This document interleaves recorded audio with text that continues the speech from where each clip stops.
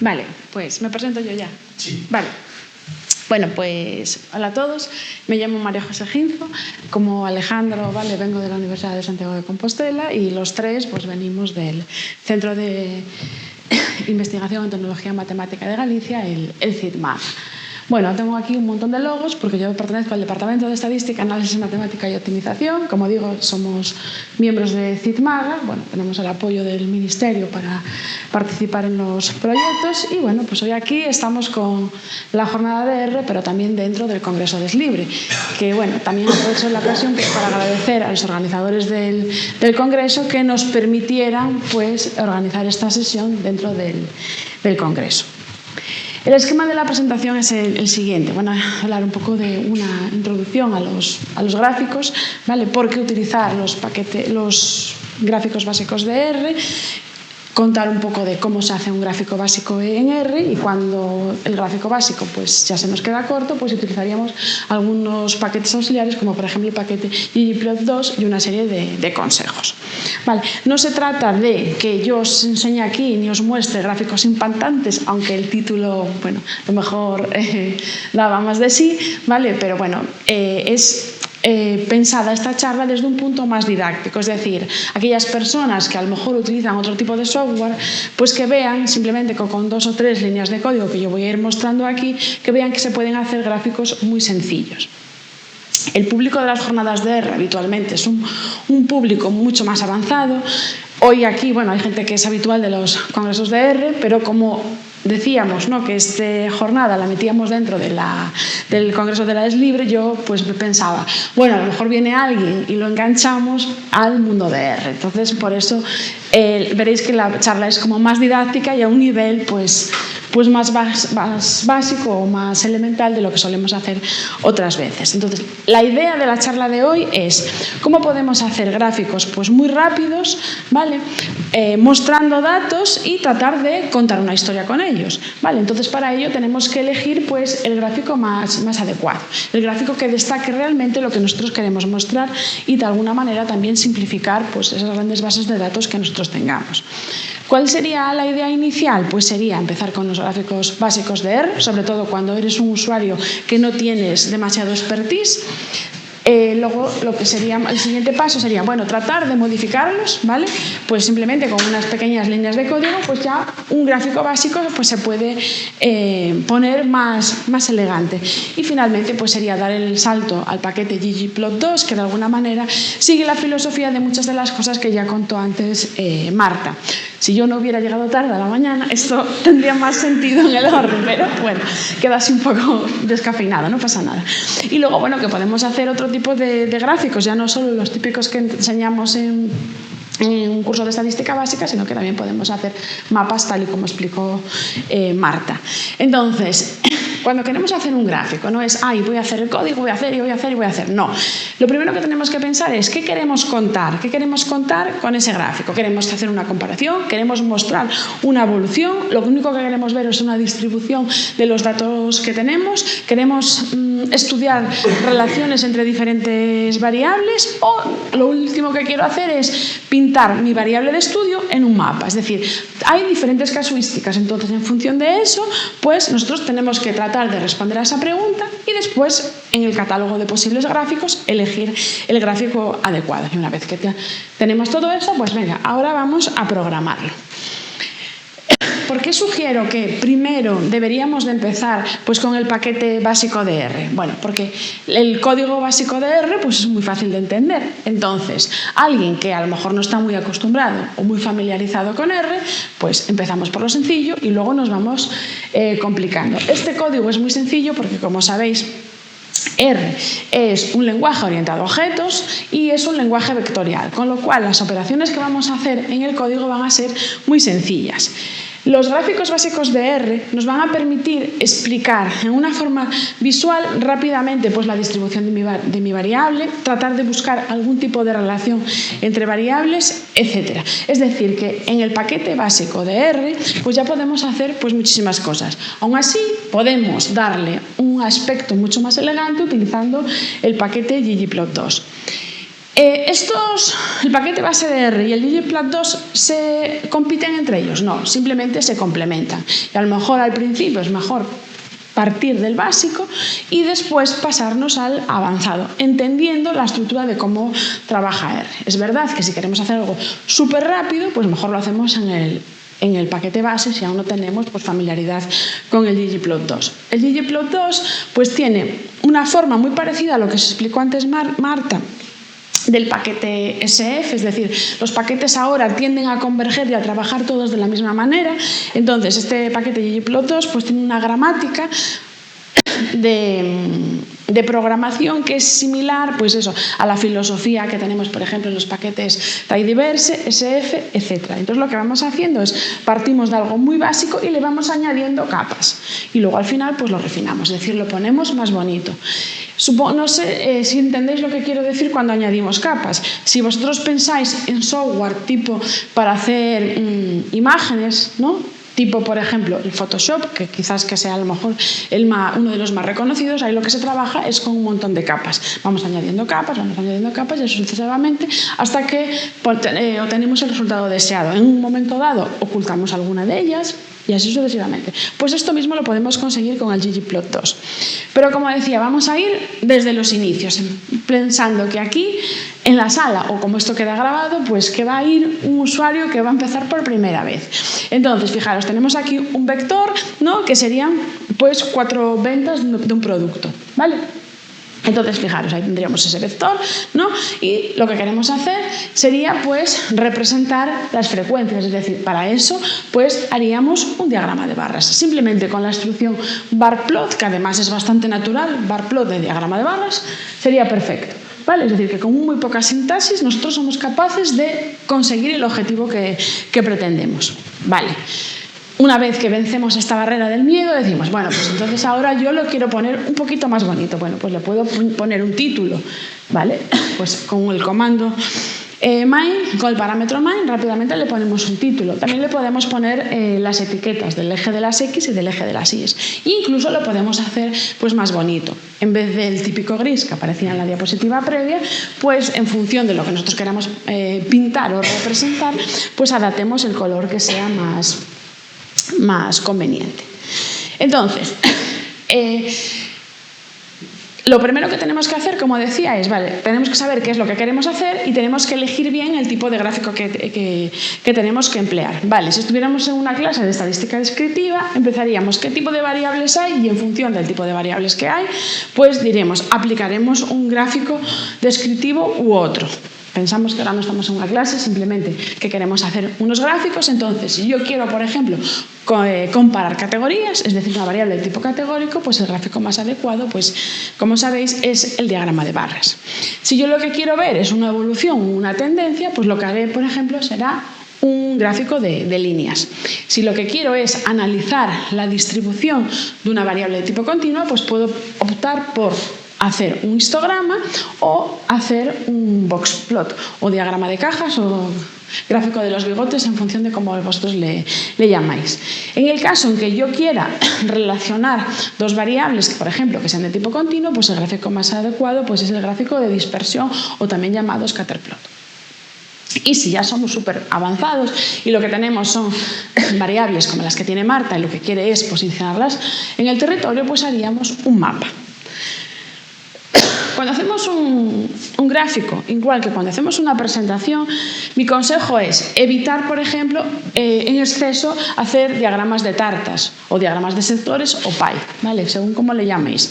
Porque si tenemos un montón de categorías, al final nosotros con el gráfico queremos dar información al usuario o al lector. Al final lo que vamos a hacer es confundirlo, entonces tenemos que tener cuidado con eso. Tampoco porque empecemos con esto y queramos hacer gráficos, vamos a poner las mayores florituras y ponerle todos los colorines posibles. Tampoco es mejor.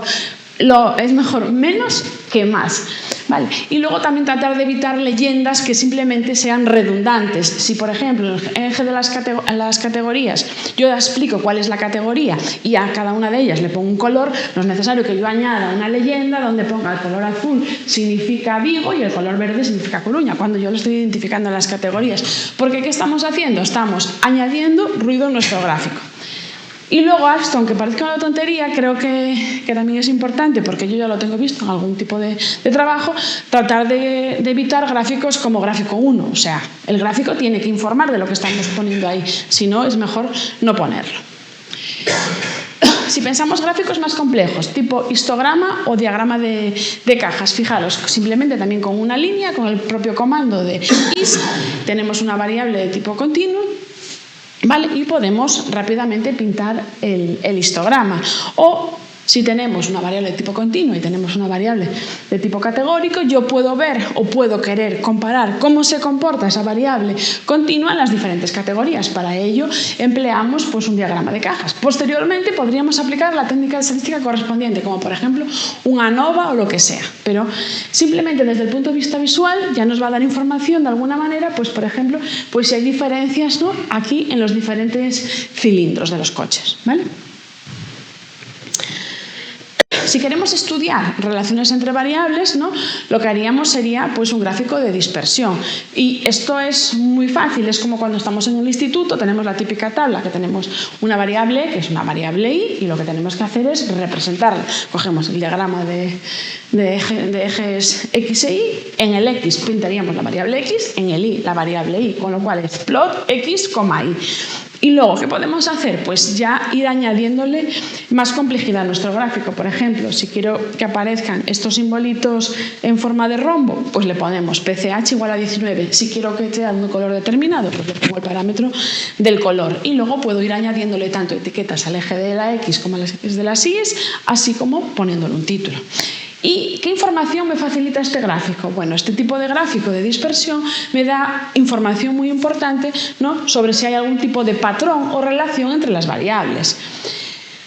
Incluso nos permite ver pues, si hay algún tipo de tendencia o relación directa o relación inversa. Si somos capaces de ver algo así sin tener que llevar a cabo alguna transformación en los datos, pues podemos plantearnos, ¿no?, la idea de modelizar.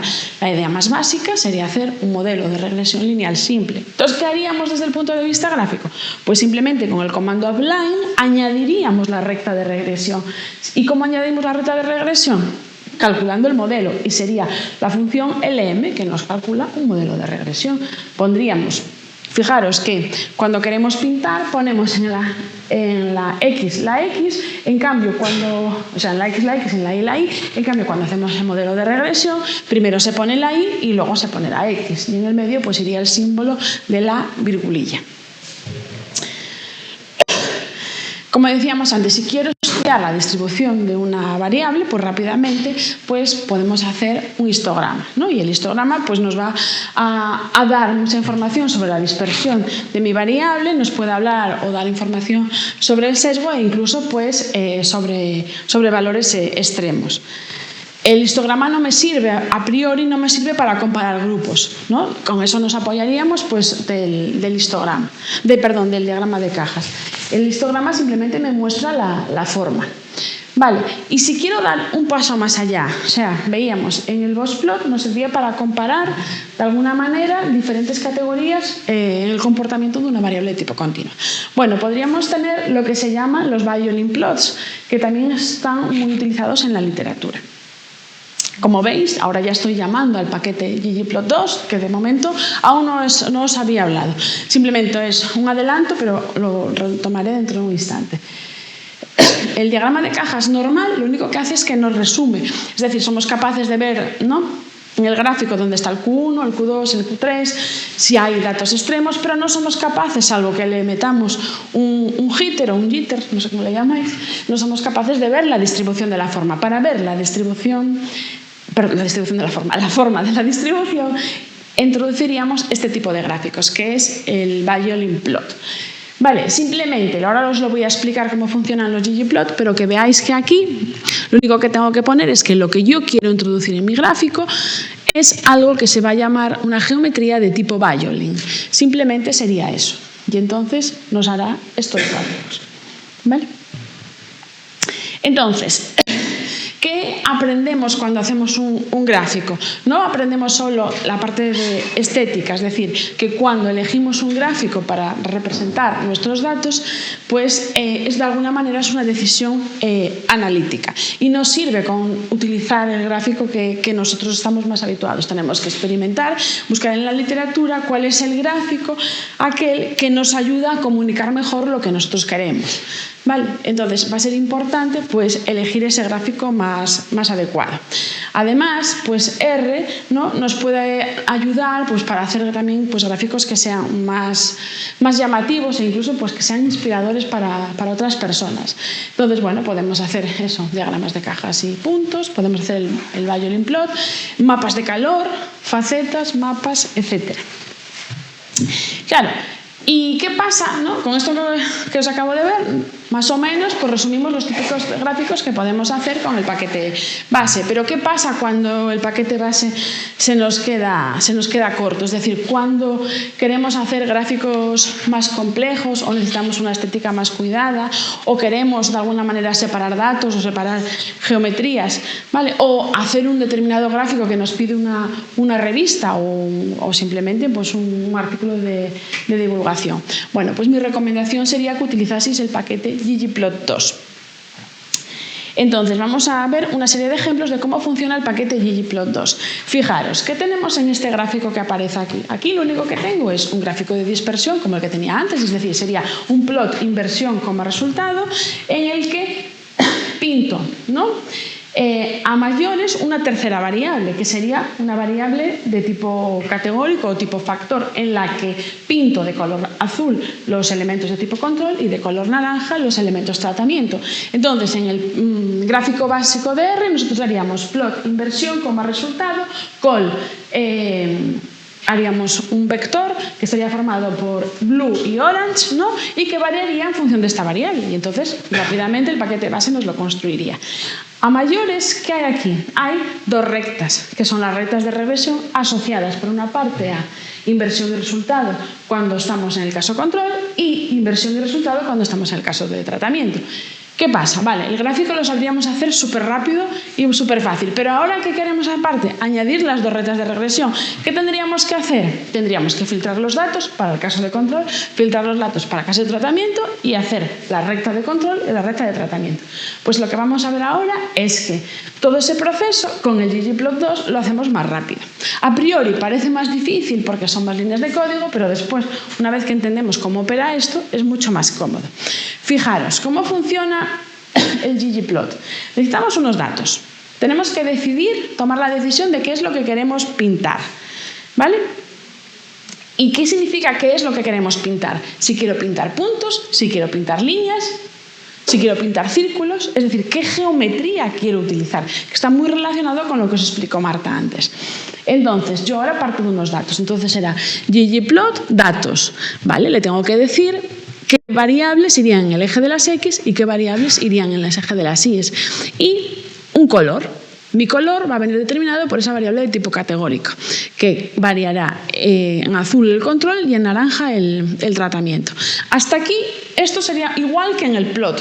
¿Qué es lo que cambia? Lo que cambia ahora es que nosotros le queremos añadir estas reglas de regresión. Entonces, yo le digo a R, vale, tú vas a pintar estos datos, pero ahora le quiero decir cómo lo quiero pintar. Entonces ahora le tengo que decir qué geometría quiero que utilices. Entonces le digo geoPoint, porque lo que quiero es que pinte puntos. A esos puntos les puedo también dar sus características, como por ejemplo en este caso, pues le digo que tengan un determinado tamaño. Vale, y a continuación, ¿qué más? Le digo, vale, pues ahora quiero que le añades la curva de regresión. ¿Y eso cómo se hace? Bueno, pues con el comando geoSmooth, ¿vale? Entonces le digo, ¿qué método? Pues sería un método de LM. Y luego ya vendrían, bueno, pues las florituras, como yo le llamo, es decir, poniéndole las etiquetas y los títulos. Pero la filosofía del ggplot2 es que cogemos unos datos, que sería el ggplot, que sería el análogo al plot, y ahora tenemos que ir diciéndole qué geometría queremos ir añadiéndole sobre nuestro tipo de gráfico. Fijaros, en este gráfico que tengo aquí, tengo el típico boxplot que tenía antes, es decir, parto de un conjunto de datos, ¿vale? ¿Y ahora qué voy a añadir? Un diagrama de cajas. Pues entonces lo que yo le añado al gráfico es un guión-boxplot. Entonces, ¿aquí qué digo? Pues pinta un conjunto de datos, le digo qué variables irán en el eje de las X y en el eje de las Y y le digo que los colores van a ir cambiando. ¿Y cómo van a ir cambiando? En función de los factores de mi variable de tipo categórico. Y después, bueno, a mayores, pues el paquete ggplot2 también tiene para hacer gráficos más elegantes, pues ya unos temas definidos que también podemos utilizar, como por ejemplo el tema minimal, ¿no? Que también podemos personalizar. Además, la tipografía que nos ofrece el ggplot2 es bastante más legible que la tipografía que viene en el paquete base. Vale. También podemos hacer, vosotros supongo que habéis utilizado alguna vez, ¿no? La instrucción paremfrow igual a C13 o 2x2 o lo que fuera para en una misma ventana gráfica introducir varios gráficos. Vale, eso también se puede hacer aquí. ¿Cómo? Pues utilizando lo que se llaman las facetas. ¿Vale? Entonces, aquí, si os fijáis, ha quedado un poco pequeño, pero aquí lo que tengo es para los 3 cilindros en estudio, que sería mi variable de tipo categórico factor. Vale, pues represento el diagrama de dispersión de la variable WT frente a la variable MPG. Entonces, ¿qué hago? Simplemente ggplot de mi conjunto de datos, le digo quiénes son mis continuas en X y en Y y que el color varíe en función de una tercera, con lo cual en este gráfico, igual que en los anteriores, estoy representando simultáneamente tres variables. Incluso podría tener una cuarta que dependiera a lo mejor que estos rombitos, en este caso, fueran más o menos grandes en función de una cuarta variable. ¿Vale? Entonces, ¿qué hacemos? Pues nada, ¿quiero añadir puntitos? Pues puntitos. Pues ahora, como quiero estudiar separadamente el comportamiento de los 3 cilindros, pues lo que hacemos es un phase-graph. ¿Vale? ¿Y de qué va a depender? De mi variable de tipo categórica, que en este caso eran los cilindros. Entonces le ponemos la virgulilla fil y adelante. Y luego ya pues serían las partes más bonitas. Pero fijaros que simplemente es habituarse a que siempre es la misma estructura. ggplot, conjunto de datos y luego ir añadiendo geometrías. Nada más. Fijaros este gráfico. Quizás a lo mejor tenéis visto los típicos diagramas de cajas en el que, porque yo lo tengo visto, en el que este diagrama de cajas A que está aquí aparecería aquí. A lo mejor es en azul y es en rojo y así sucesivamente. Y aparece todo junto, ¿vale? Aquí son 3 y a lo mejor somos capaces de verlo. Pero cuando son 10 o cosas así, llega un momento en que no somos capaces de visualizar nada. Entonces, ¿cómo lo podríamos hacer? Bueno, podríamos hacer, como decíamos antes, la solución del paremfrow, ¿no? Y C22 o 3,3 o lo que fuera, y ir separando, pues por ejemplo, en este caso, en diferentes periodos. Pero eso al final ya me implica también generar más líneas de código, porque yo tendría que ir filtrando mis datos para ir mostrando a poquitos lo que yo quiero. En cambio, fijaros aquí qué fácil es. Simplemente ahora tendríamos otra vez el ggplot de lo que yo quiero pintar en X e Y, mis variables. Le digo qué geometría quiero pintar y entonces ahora le añado la faceta. ¿Vale? Y entonces le enchufo cuál es la variable de tipo categórico. En este caso sería el año. Entonces no necesito hacer todas esas submuestras, todos esos subconjuntos de mis datos que vayan rompiendo por cada uno de los años, que al final es más laborioso. Sí, lo has hecho, pero te da bastante más trabajo. ¿Vale? Por último, decíamos que nosotros en nuestras variables las podemos también meter en un mapa, en un territorio, ¿no? Entonces Marta ya adelantó antes que la librería que más utiliza ahora mismo pues es la librería SF. Y como yo os decía al principio, pues la librería SF y la librería ggplot2 pues se entienden muy bien y la forma de operar ambas pues es bastante parecida. Fijaros, yo puedo tener un shape como el que explicó antes Marta, ¿vale? Entonces, ¿cómo lo leo? Tal y como dijo ella, ¿no? Todas las funciones del paquete SF todas tienen el mismo prefijo que es st y guión bajo lo que sea, ¿vale? Pues leo mi capa de datos, la que sea. ¿Y ahora cómo opera el ggplot2? Simplemente ggplot de mapa Y ya estaría. Y ahora lo que le tengo que decir es ¿qué quiero rellenar? Bueno, pues yo rellenaría en este caso pues una variable de tipo continuo. Vale, esto es un ejemplo, simplemente pues ahí sería como algo tipo mapa de calor, porque ese ejemplo que tengo por debajo pues simplemente serían puntos espaciados en una matriz. Vale. Bien, decía Marta antes, y también tiene razón, ¿no?, que hay como muchos shapes por ahí, pero ahora también hay muchos paquetes que nos proporcionan incluso pues ya los propios shapes, es decir, haciendo típicas llamadas puedes traerte también las geometrías pues de un país, una comunidad autónoma, incluso de los municipios. Entonces, por ejemplo, el paquete con MapSpain nos podemos traer geometrías de España. Entonces, yo me quiero traer en concreto los municipios de las provincias gallegas, bueno, pues con esta consulta rápidamente y a través del paquete dplyr, que es otro de los que operan muy bien entre sí, pues haríamos filtro en la base de datos de los municipios españoles y entonces nos traeríamos los 313 municipios gallegos. ¿Vale? Hasta ahí no interviene para nada el plot. Vamos allá. ¿Qué necesitamos? Una variable, lo que estemos midiendo, lo que medía pues Marta de las descargas o los incendios o lo que sea, me da igual. Yo aquí simulo una variable, ¿vale? Y ahora lo que quiero es pintarla. Vale, entonces, ¿cómo funciona? Como os dije antes, ggplot, meto los datos. ¿Quiénes son los datos ahora? Mis datos ahora es el mapa, ¿vale? El Galmuni, en este caso, como yo le he llamado. Bien, pues ahora lo que tengo que ver es, ¿y qué quiero pintar sobre el mapa de Galicia? Pues lo que quiero pintar es esa variable de tipo continuo, que va a ir tomando un valor diferente en los diferentes municipios de Galicia. Entonces, ¿qué hago? Bueno, pues esa variable, que sería, le he llamado valor, la introduces ahí, y a mayores lo que hice fue añadir ¿cómo se dice? La paleta Viridis, que también es una paleta bastante habitual en R, y luego le pongo unas etiquetas y listo. Pero veréis que simplemente en una línea somos capaces de hacer un mapa como este, ¿vale? Entonces, decíamos, para ir recapitulando un poco, ¿no?, que no se trata de poner muchos adornos en nuestros gráficos, ¿no? Lo que tratamos es de responder a una pregunta. Entonces, a lo mejor incluso un buen título pues ya nos orienta a lo que estamos buscando. Vale, no se trata de poner colores por ponerlo, porque al final lo que hace es distraer y pierde el foco de atención a lo que busca el lector. Vale, por ejemplo, si tenemos un gráfico como este, ¿no?, pues estamos viendo una evolución a lo largo de un año, ¿no? Pues no se trata de decir, pues ventas mensuales, no, ¿qué hay en este gráfico? ¿El lector qué puede apreciar? Bueno, pues el lector puede apreciar que en los meses de verano, ¿no?, pues que hay, se producen más ventas, ¿no? Es donde veríamos los picos. Vale. Y por último, unos consejos o buenas prácticas para hacer gráficos en R. 1. Elegir bien el gráfico en función de la pregunta que queremos contestar. Quitar aquello que no aporte nada. Utilizar los títulos que cuenten algo, y si no es mejor no utilizar títulos, porque, bueno, sabéis que en el pie de página, en el pie del gráfico, en el que llamamos, por ejemplo, en LaTeX el caption, pues ahí podemos añadir esa información. Destacar solo aquello que sea importante, porque si empezamos a destacar todo, al final no destaca nada, ¿no? Y también pensar siempre quién va a leer, ¿no?, o va a ver el gráfico que nosotros estamos haciendo.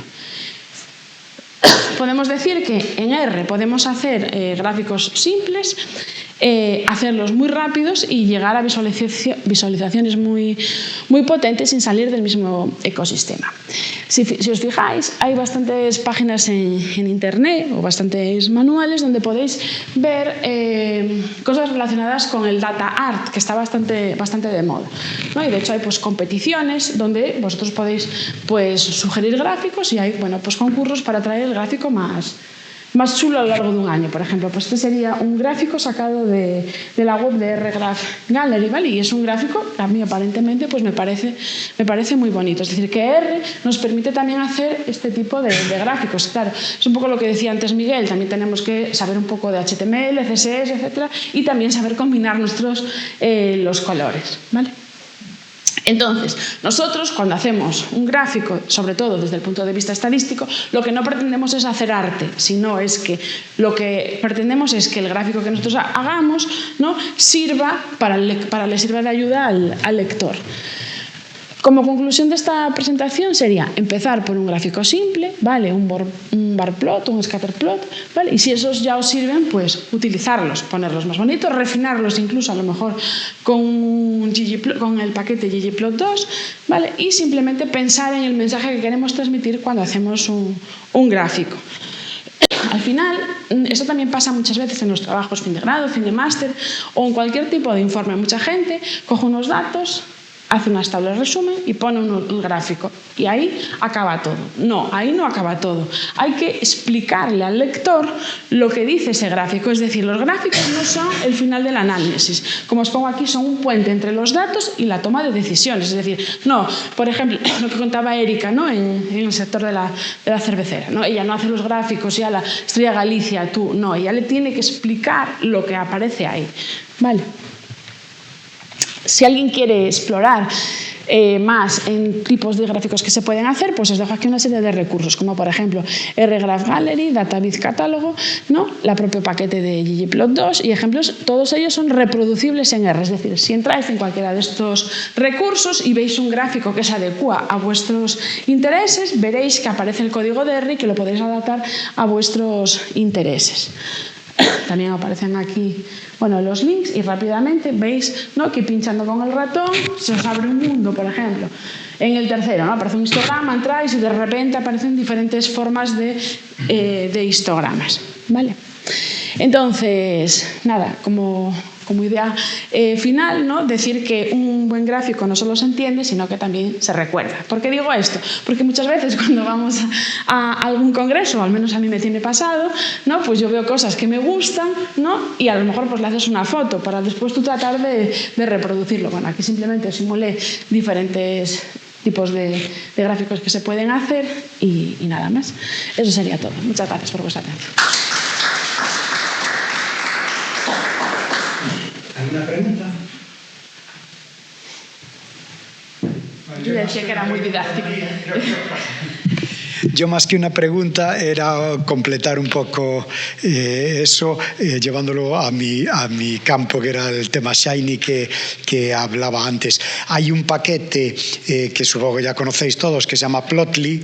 Dentro de Plotly hay una función que se llama ggplotly, que lo que hace es coge un gráfico de ggplot2 y lo pasa a un formato interactivo en la web. Por ejemplo, si estáis montando un Shiny, podéis usar ggplotly para cualquiera de esos gráficos, convertirlo en interactivo. Entonces el usuario puede pasar con el ratón por encima, le sacaría pues el dato a lo mejor que quiere ver, puede pinchar y bueno, ya las interacciones que queráis luego darle son parametrizables, ¿vale? Pero sí que, bueno, ggplot2 es yo creo que un estándar de facto para hacer gráficos y todo eso, si lo queréis llevar a la parte interactiva, a la parte web, Plotly es el siguiente paquete que debierais usar.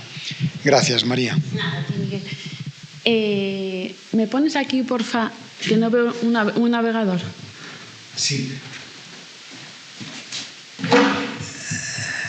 Vale, es que estaba yo junto y no lo veía. Vale, pon el de las jornadas de usuarios. Y luego ya te haces autoentrega de tu... Gracias. Vale. A mí no sé si dártela. Bueno, no. Nada, que al principio no pude inaugurar, no tenía nada que inaugurar porque ya quedó perfectamente inaugurado el congreso, pero bueno, sabéis que en las jornadas de R siempre hacemos así una pequeña inauguración. Entonces, bueno, pues simplemente pues para concluir, ¿no? Deciros que llegamos al final de esta 13ª edición, que no tuvo tantos participantes o tantos relatores como en ediciones anteriores. Eso no quiere decir que tenga pues menos calidad y menos interés. Yo creo que simplemente el hecho de que no es en una facultad de matemáticas como normalmente es donde se suele hacer este tipo de actividades y hace menos de 6 meses que hemos tenido la otra, pues al final yo creo que confluyen un montón de cosas. Pero bueno, a lo largo de esta mañana pues hemos tenido 5 charlas. Yo creo que las 5, al menos las 4 primeras, fueron muy interesantes. ¿Vale? Y quiero agradecer sinceramente pues a los 4 participantes, ¿no?, que hayan venido hasta aquí a contarnos lo que hacen habitualmente en ER. ¿Vale? Y luego también quiero agradecer tanto al comité organizador de Les Libre y al comité científico por permitir dentro de este congreso a nivel nacional poder introducir aquí nuestra jornada. Y nada, queremos agradecer vuestra participación y que os llevéis, bueno, pues nuevas ideas para seguir comunicando pues en la 14ª edición, que ya será en el año 2027. ¿Vale? Muchas gracias.